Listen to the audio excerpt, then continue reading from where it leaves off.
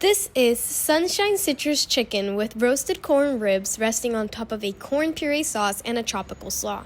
Each component is meant to highlight an important food or influence in Florida history, culture, and agriculture, with having an orange chicken, a slaw inspired by Caribbean flavors, and corn, an important part of Florida's Native American roots.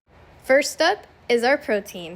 First, we'll need the juice of 1.5 oranges, with the other half being left to slice off little circles. Then with that juiced orange, we'll add soy sauce, some barbecue sauce, and some vinegar and/or lime juice. They do the same thing in the marinade, which is add acidity. The Florida orange and citrus industry make a huge impact to the Florida economy and are a huge part of Florida agriculture. They create more than 50,000 jobs each year, with some estimates citing numbers as high as 75,000. The citrus industry is so important, there's such a thing as the Florida Department of Citrus. We'll use this marinade as an oil when we put the chicken in a medium saucepan. It's important that the chicken have little cuts and it's cut thinly so that the marinade can soak through. We'll leave this on in about medium heat. I'm being very attentive, and before the chicken cooks all the way through, I'm flipping it so it cooks evenly, as well as adding marinade as I see fit so that the sugar in the orange doesn't burn. Once the chicken is almost done, I'm going to squirt my last bit of orange juice as well as dump out all the marinade.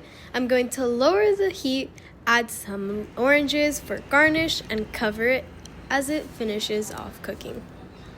The final result is a juicy, flavorful chicken that stores well and represents Florida agriculture on my plate. Next up is our sweet corn.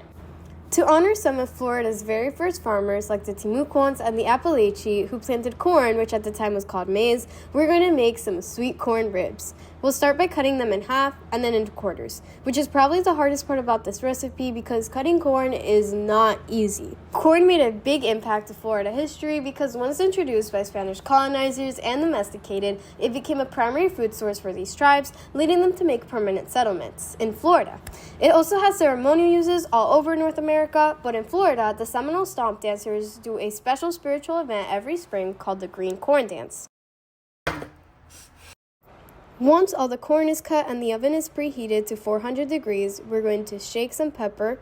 We're going to add some salt, which you see I raise it high here so that it gets evenly distributed throughout the corn. We're going to add some garlic powder.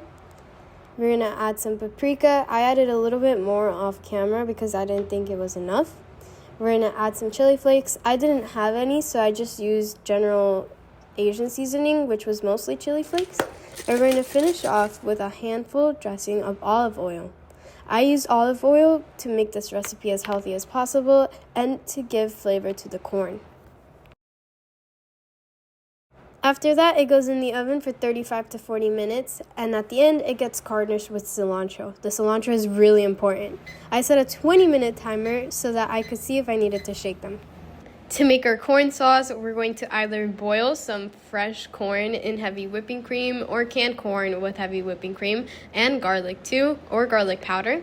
We're going to salt and pepper to taste, and our secret ingredient, some Fritz corn sauce. This is a Venezuelan staple and it tastes delicious. I also finished off with some mayonnaise to get the texture I wanted. The corn sauce balances out the heat from the actual corn rib, and the cilantro serves as an amazing touch. Last but not least is a tropical slaw inspired by Florida being a large melting pot of cultures. I started by making a simple vinaigrette with the only special ingredient being lime juice and smashed grapes. Throughout history, places like Miami have always been seen as diverse cities, first being known as a colored town when black men fought to help Miami become a city, then as Little Haiti, which still houses most of the 65% of Florida Haitian residents, and today it's known as a tourist hotspot full of great people, food, dance, and soul.